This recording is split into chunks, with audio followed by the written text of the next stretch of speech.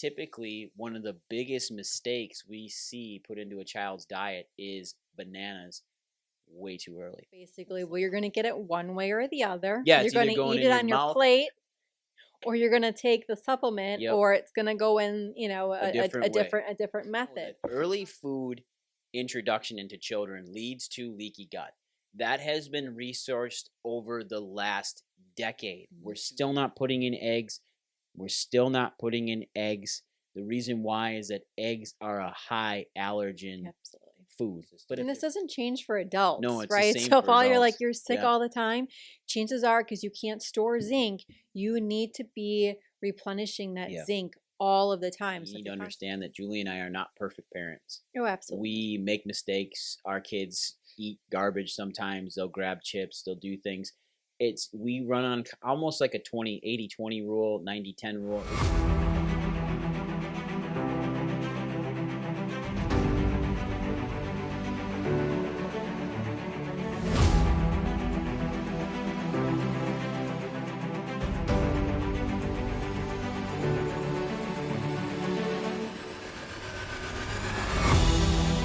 Hey everybody, welcome back to the Prime Podcast, shooting to you here from Legacy Life Studios, right in the back of Prime Family Chiropractic Centers. Hey Dr. Julie, how are you today? I'm great, good morning. It is great to see you. Julie, I've got some fun stuff planned for us today, and last week we had talked about weight loss, weight gain, changes with our patients, and one of the biggest things is understanding how to get food into our children, right? Absolutely. That can be a super trying time. I mean, we've had the gamut of people of baby-led weaning, entering things too soon in the child's diet. I mean, so we can talk about that, but I think the biggest thing is kids grow up and they have this picky palate, and I go back to, well, what did you start feeding them when they were young? This way.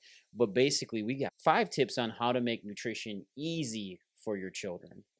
Okay. So, and I really want you, if we can, I want you to lead the conversation for everybody out there, because this is something that I think you are incredibly good at, and our moms come to you all the time. They talk to me about infant nutrition, and we have like our nutrition list on our app, and what to feed babies, and from basically 0 months outside of womb all the way to 24 months.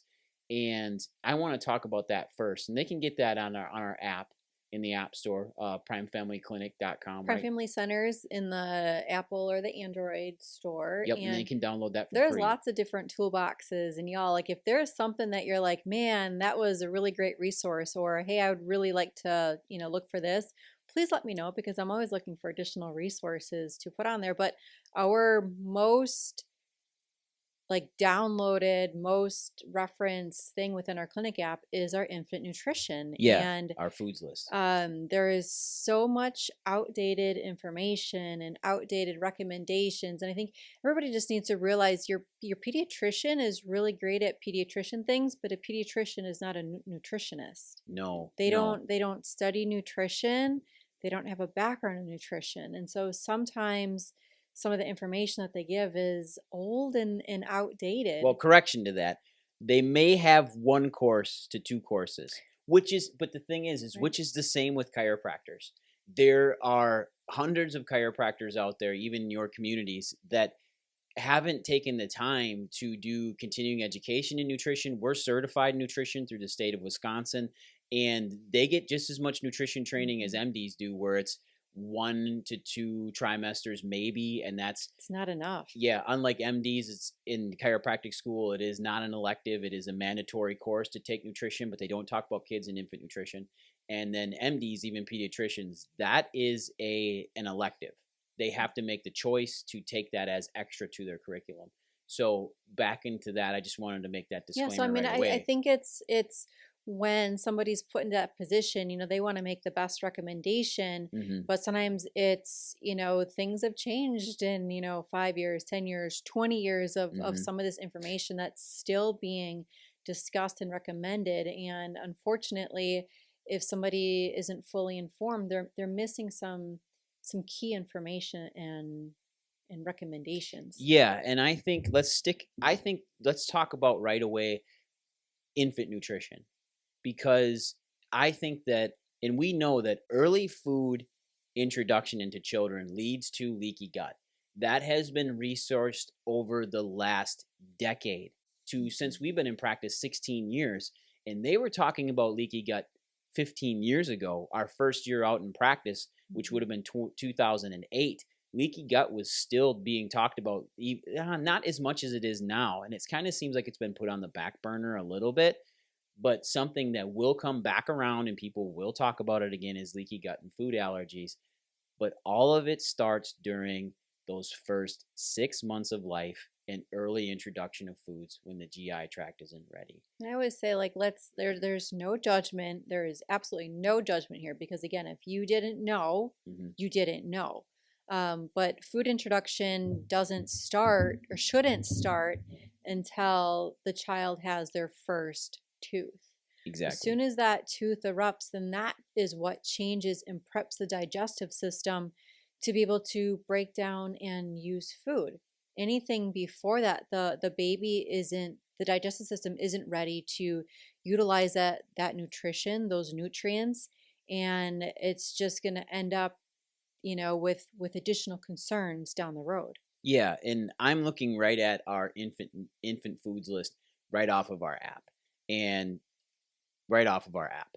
And right here it's 0 to 6 months. And Breast milk. I just love how that is just flat out breastfeeding, breast milk. If we cannot breastfeed, if we have Mhm. to use bottles, best food source for baby is going to be breast milk, Mhm. hands down, 100%. Correct?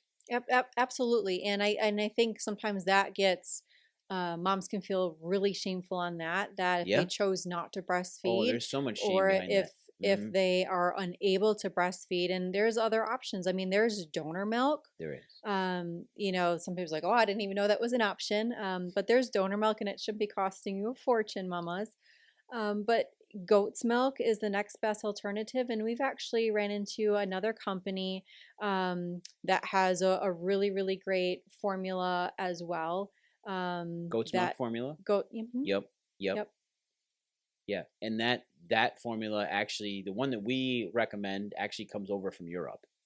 And it's interesting because when they look at that formula, it's goat's milk related, and they'll say it's not for newborns. Well, it's different regulation In the in the US. US versus the But the UK. rest of the world, it's okay, and they're drinking it Yep. because it's full of nutrition. And so that's just, we can get into the politics behind it, but it's, if we can start our kids on the right foundation, Hmm. it just leads for healthier children. Well, and typically what you'll find with a lot of formulas out there made in the US, they're made with a dairy base. They're made with a lactose powder, or they're made with a whey protein type powder.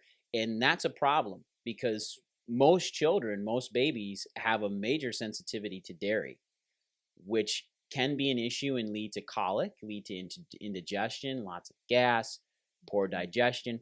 And we kind of have that with moms as well, as we'll see that come through in breast milk, where one of the big ones that we notice in children, moms out there and dads, is that if you're breastfeeding and you go and change your child's diaper and it's green and frothy, green and mucousy, there's a good chance, if that's correlated with colic, indigestion, acid reflux, that baby's having a sensitivity to the dairy that mom's consuming.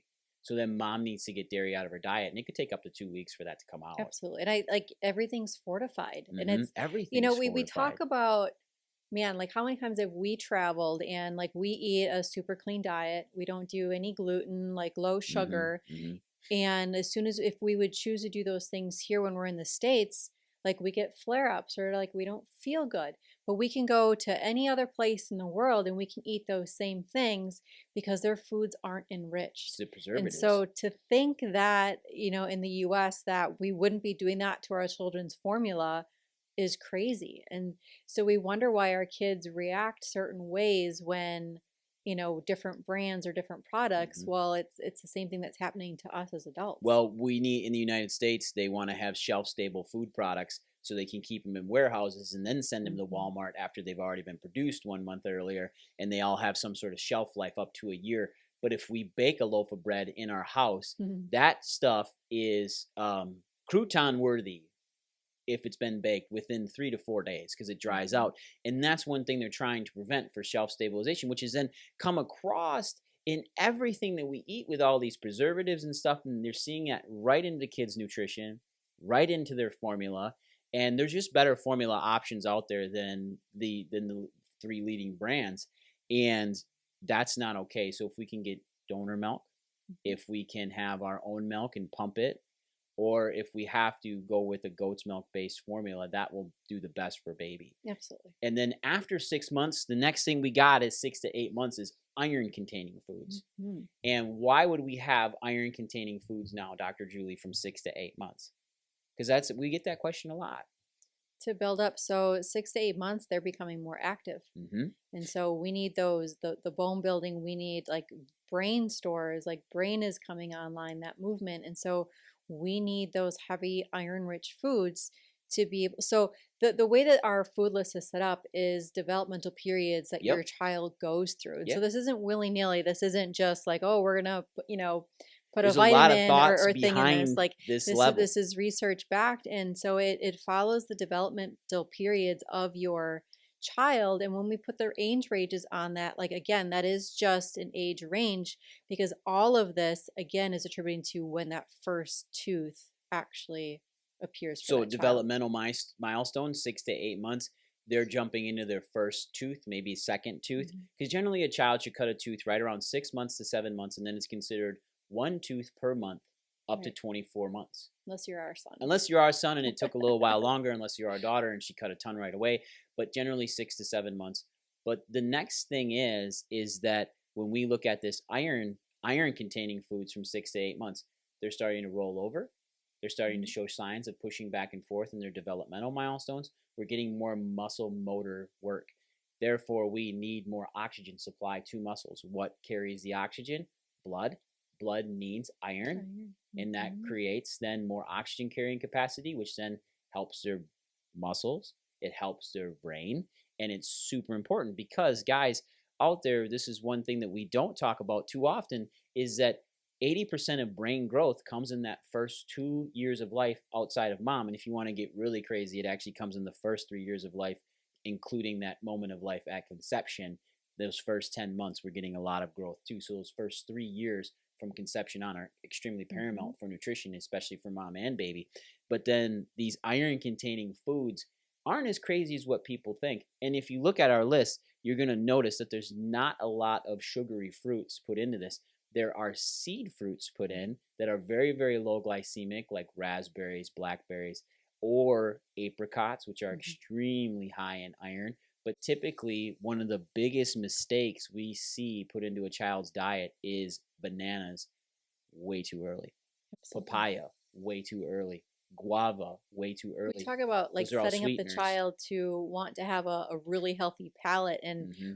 I don't know whoever set the frame of mind that when you because we made all of our children's foods, Hmm. that you shouldn't be seasoning those foods. Why Right. why would a baby be born without like this really fancy palate to be able to taste everything? Yeah. And so to think that some of these foods on the list that has to be super bare bones of just what that item is with some a broth or a liquid to puree it, why aren't you seasoning Well, it? putting some light sea salt with it or something Yeah. like that to help magnify those flavors. And also, what's happening is that when they sticking super sugary sweeteners in with foods, you see it all the time. These heavy, heavy sweeteners that they put in the kids, and they'll slip them under mom's nose all the time. All the time, they slip them under their nose just because they don't say high fructose corn syrup, because they know that moms have been trained to look for high fructose corn syrup. They'll put it in other ways.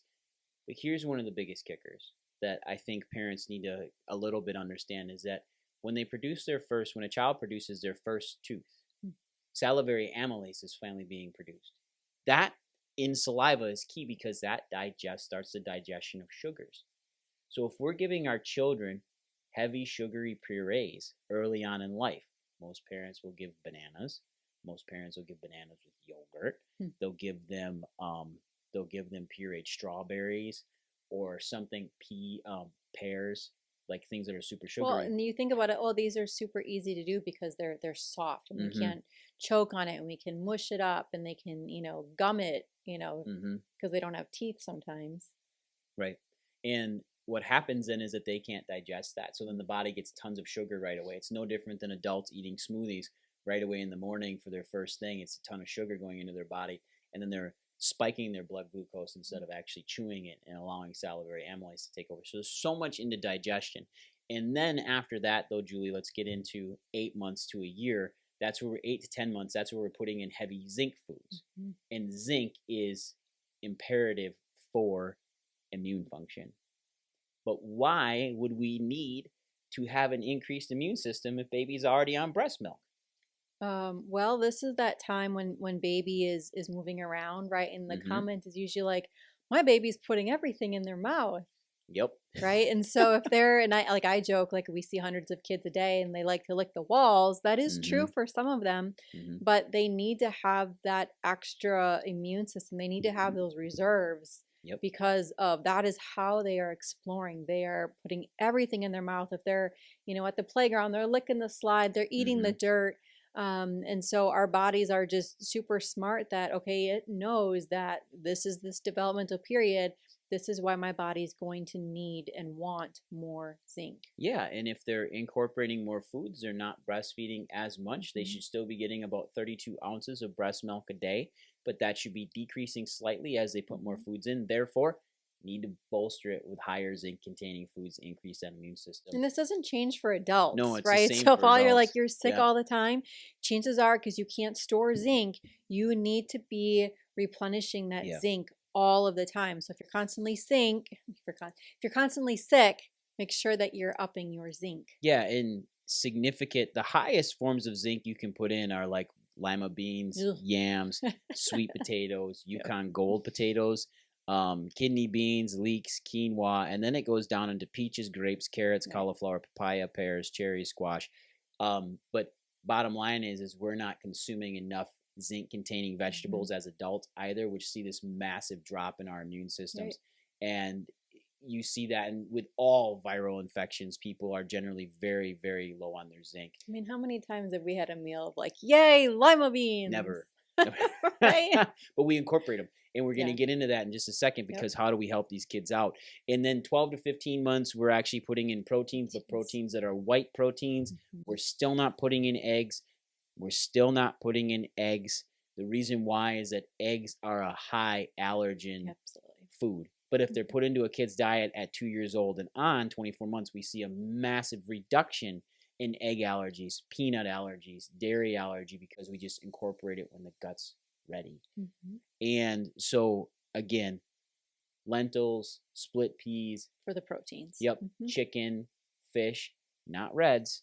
Your red proteins then are going to come in at 15 to 18 months, which is now your red meats. And I mean, that makes sense, right? Because in that, at that point of 15 months, like they're up and they're running, like they're active. They need it. And so then muscle growth. We need that extra protein. We need those red meats. And then after that, we're just going to be putting in from 18 to 24 months much more complex foods, complex proteins, maybe some complex carbohydrates, a little bit. But if you notice in all of this that we just talked about here on our app, is that we did not once talk about putting oatmeal into their diet. We didn't talk about putting rice cereals into their diet, putting cereals in their baby formula bottles to help them sleep through the night.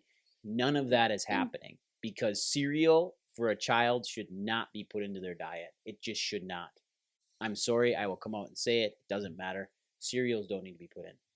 Well, and I mean, because they break down into sugar, and then we wonder why.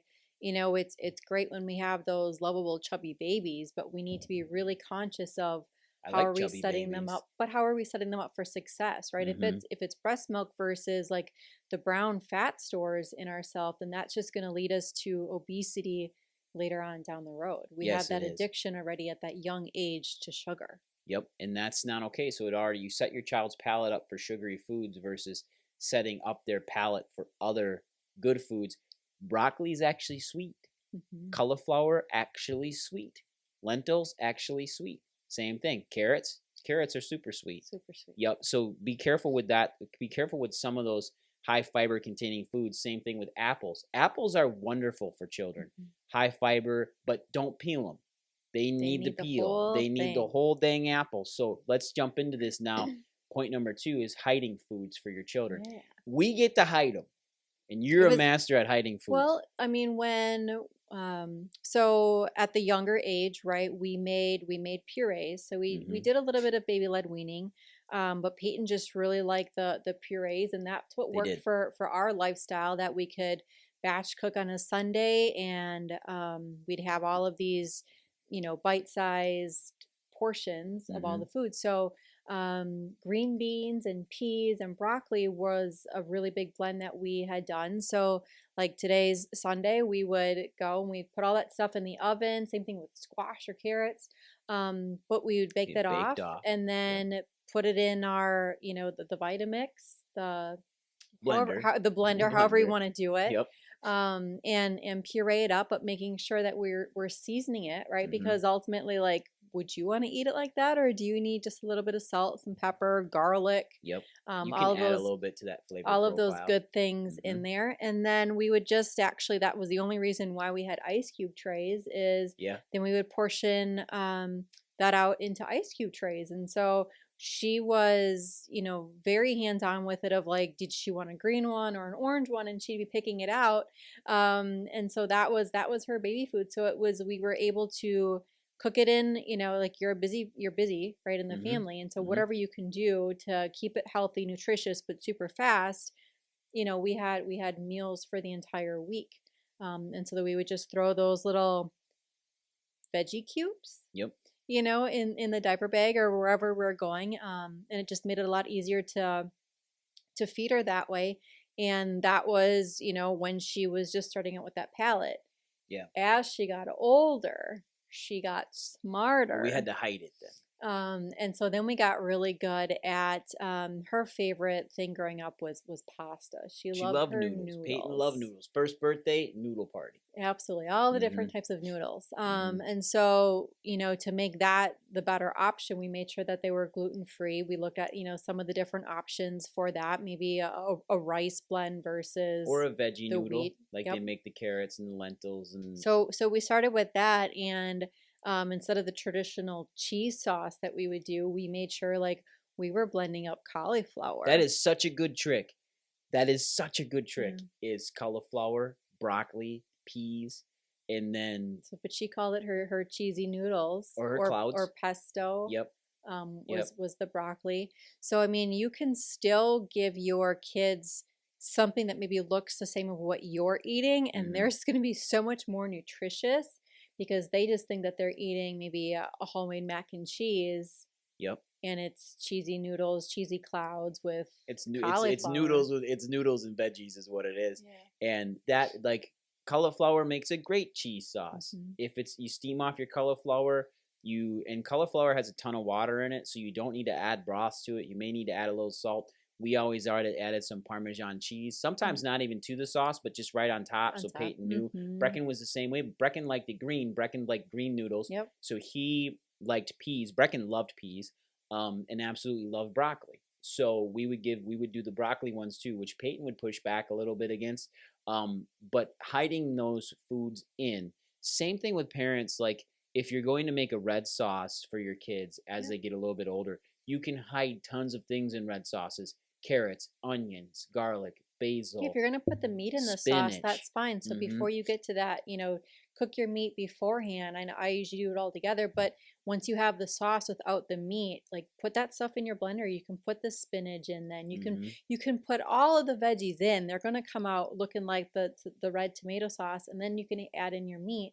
But that is for picky adults, right? If maybe your spouses have a problem, getting those things in, that is how you're going to get that extra nutrition in for your family. And it increases your palate towards vegetables. It makes your palate more palatable towards vegetables, towards some fruits. But that's the thing is that as we get further on in our teenage years, which parents will find, their kids will be looking for vegetables if they're available, and making them easy for them. And we talked about this because childhood obesity is on the rise. Over 55% of children are obese now. And the definitions will change across the board, but that's basically them being 20, 25 pounds overweight.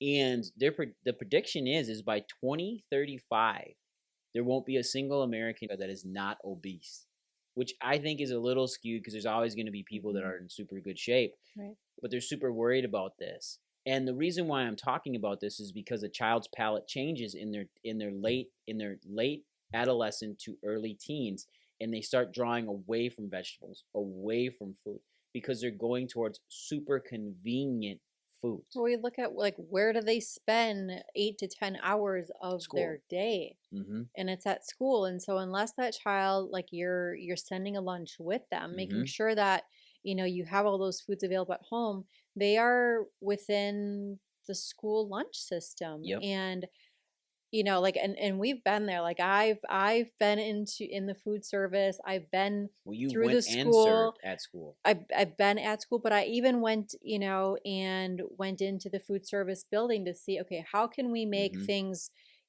give these different options for the kids. Mm-hmm. And like they are stuck in a place as well based on the monies that they receive in the government and their funding and their recommendations. And again, it's the same thing of like looking at things that are fortified versus a whole food version. Mm-hmm. They'd rather have cut up apples soaked in something versus putting an apple on their food tray. Right. And there's no reason why our children in the United States need to be fed fortified vitamin rice. Like, there's no reason. We have a bounty of food that we don't use and throw out. Yeah, we don't need and like maybe like that's why things are fortified. Like it Mm-hmm. makes sense in a third world country that if we're not Yeah. taking our vitamins, we're The only thing available is malnutrition. yes. That we need things fortified. And like you Mm-hmm. said, like that isn't what we need here, but that is they're taking out all of the good things from our foods and refortifying it and putting it in how they want to put it in to keep us healthy. Yeah, and I can see your sarcasm there, and I love it. And that's why I love doing this with you, because you're an amazing plethora of knowledge. Besides being just an amazing businesswoman and amazing business coach, you're one of the best moms I've ever met. And I have the pleasure of being married to you, which is awesome.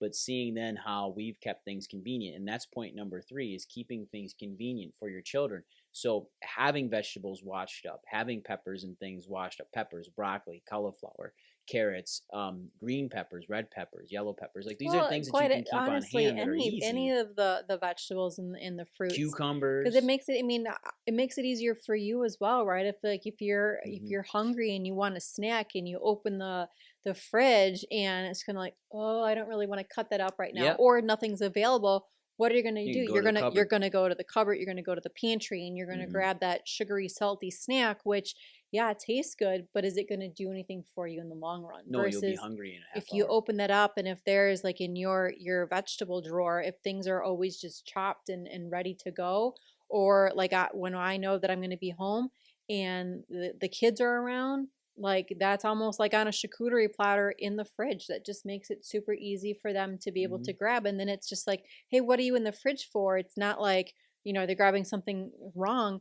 You're letting them go into the fridge to explore, and then they get to turn into being, a mini adult, and they get to pick out the foods that they want and what they get to enjoy, rather than mom, get me this.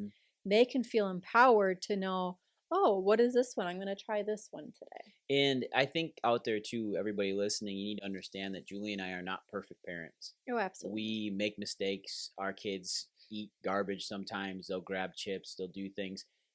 We run on almost like a 80-20 rule, 90-10 rule. At least for us, we're very strict with how we eat. Our children, there's a little bit more leeway because I can't 100% control everything that my son eats because we're not home. But we try to have everything available, and they make really smart choices. And that is what's allowed us to pretty much win the day with our children's nutrition. I think what makes it easier for them is because, and yeah, I wouldn't say strict, but there's certain things that we do and we don't have in our house. We don't keep it in our like, house. Right. I feel sometimes I struggle when we have people over that we don't have soda in the house. Yeah, but they're fine with water. But that was they really are. But that was a something that our kids always maybe felt like they were being left out on, that they didn't get to have soda. Yeah, well, and so we thought it was a treat that one time, like we tried like root beer floats, right? That's the safest, like next thing to Well, it was soda. fun. It was a treat for us. It was a That was a treat. treat for us. And man, did it backfire It did. because it was the bubbles Too and the spicy. taste, and it was too Too spicy. And so if those things, like if you instead of, right, if you tell somebody no, what is the ultimate? Like then you absolutely want it. But if you teach your child the reasons why maybe you don't have those things in their house, or maybe why you don't choose to eat those things, or why you only do that in moderation. Like the kids go to birthday parties and you're not going to like not let them have the cupcake or the cake full of sugar. Right. But it's everything in moderation. And so, I mean, you can't have your child being better than somebody else and saying, well, you shouldn't be eating those things,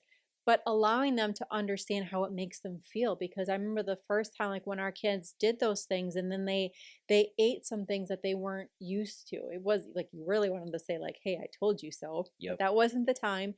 But then they understood of like, gosh, when I ate that, I didn't feel good.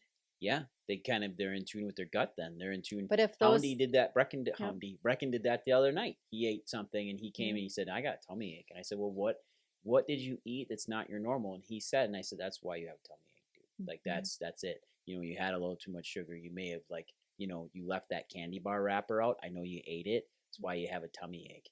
And all of those things though have allowed us, how we've talked to them about nutrition and walked them through nutrition.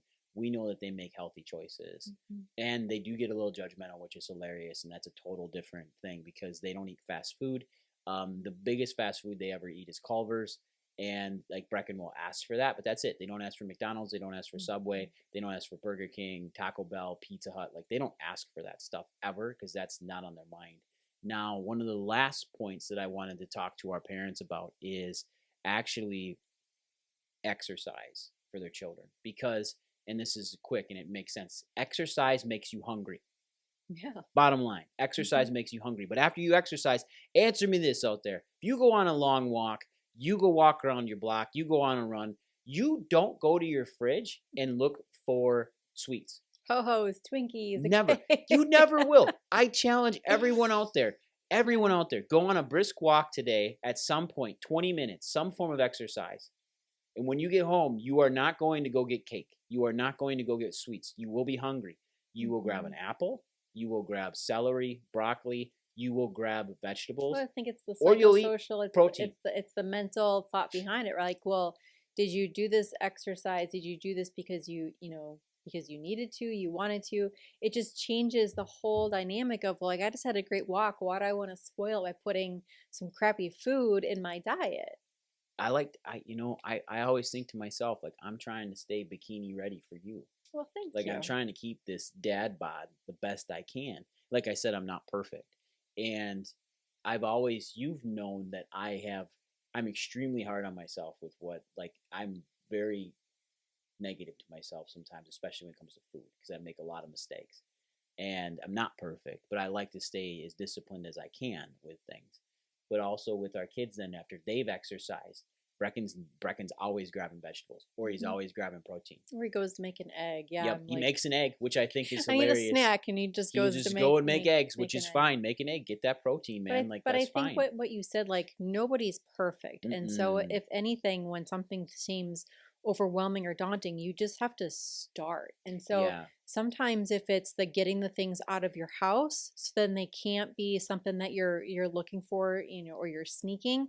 And if you just wipe that clean and then you replace it with other alternatives, better vegetables and fruits and different options for you, that's going to make it that much easier. Because when you have that snack craving, are you going to want to get in the car like in Wisconsin and drive in the middle of winter to go and get something versus some do, but I think it will help to curve that a little bit. There's more ice cream consumed in the winter in Wisconsin than there is in the summer. That's a fact. So people will leave to go get those sweets. But you're making an effort. But we've done it as well. But the thing is, it's in moderation. You're not doing it an everyday type of a thing, because as soon as you start to do it every day, then that turns into a routine. And then that's what gets us in trouble. Routines lead to problems. Bad routines do. Good routines lead to problems too. I need to tell you more and more often about myself, and that would just make you want to hang out with me even more. Now, last thing that I want to touch on here is supplementation for children. because a lot of the times if children aren't eating healthily, or we're trying to feed our kids good, but we're not buying organic, we're not buying whole foods, we're not buying grass-fed meat. Like, these are things that aren't sometimes not easy to attain. We can supplement though, and we can get good supplementation in. Well, our kids went through a stage of when they didn't want to eat their vegetables. And so we said that basically, well, you're going to get it one way or the other. Yeah, you're going to eat it on your plate, or you're going to take the supplement, or it's going to go in, a different method. And so like you're going to have battles. There's going to be times when they don't want to eat it, then that's fine. And then that's why supplements are there. And even if, like, as an adult, like, you have a super clean diet and you eat non-GMO, gluten-free, no sugar, because of the environment that we live in, our farming practices, the stresses that we have, we need to supplement. We cannot get everything that we need daily within the foods in our fridge. And we can actually, at Prime Family Chiropractic Centers, we can test for this stuff by just doing a small finger stick.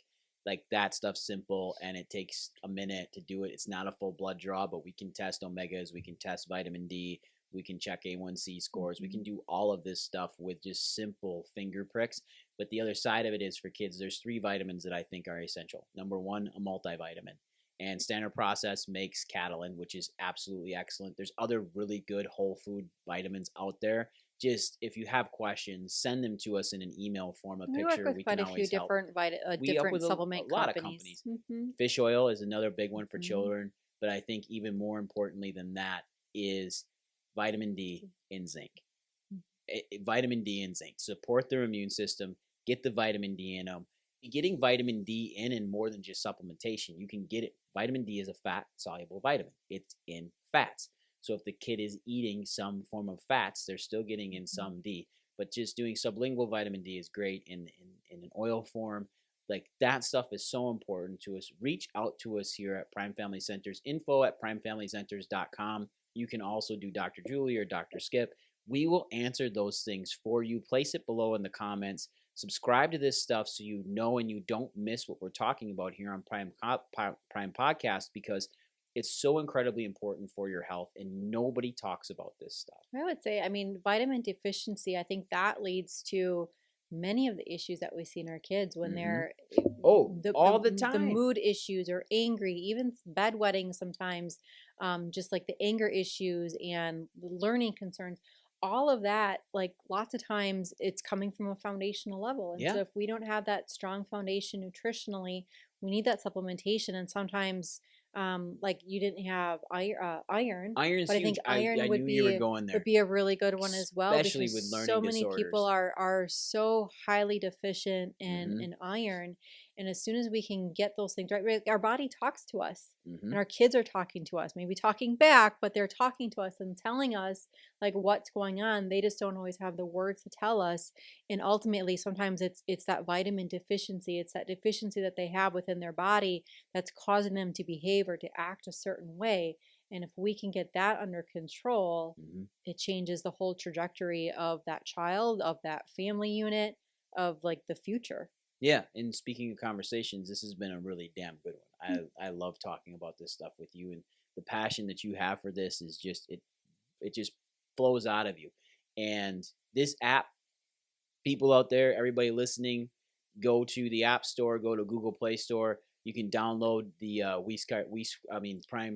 Prime Family Centers. Not Prime Family Centers app. Our app's made by Palm Pixies, which is an incredible app creation company. If you own a business out there and you want an app and be able to talk to your customer basis more, let us know. We can get you in contact with the people at Palm Pixies. They are absolutely amazing. And a shout out to Georgia Stone. She's incredible. That's who we work with. And again, coming to you from this amazing studio, Legacy Media Studios, this is going to be absolutely fantastic to be working with everybody. So anything else, Dr. Julie? No, that's it. All right, everybody, go out there, take care of yourself, and we'll see you next week. Get it done. Bye, everyone.